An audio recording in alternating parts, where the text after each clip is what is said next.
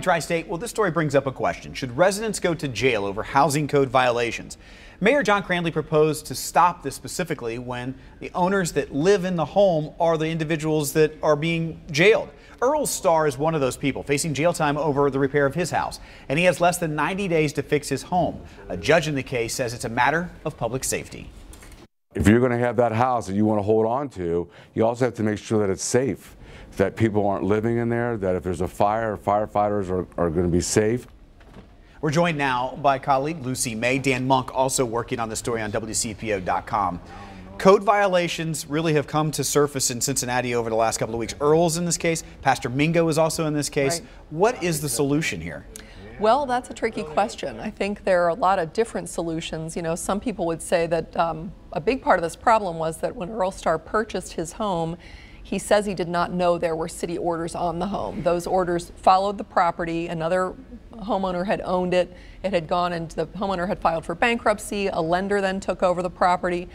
Earl Starr says that the lender didn't tell him when he bought the home for cash that there were orders on the home. The title company says they did, so there's a bit of a conflict there.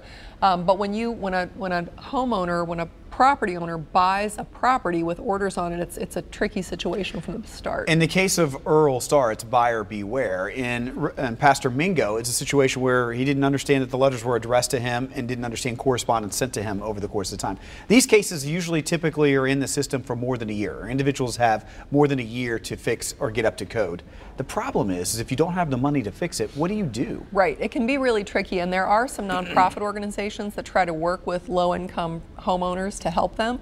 Earl Starr got help from people working cooperatively they helped him make some repairs to his roof, to his chimney. They helped put in new smoke detectors and carbon monoxide detectors throughout his home.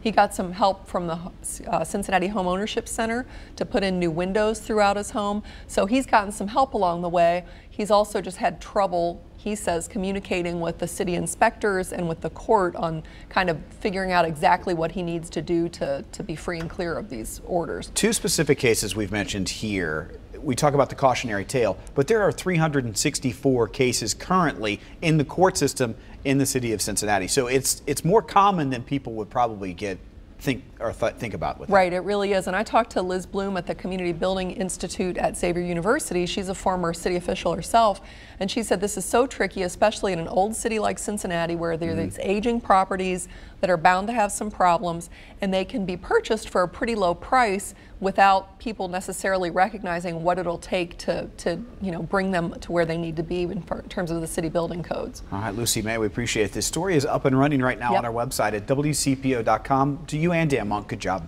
Thank you. You too.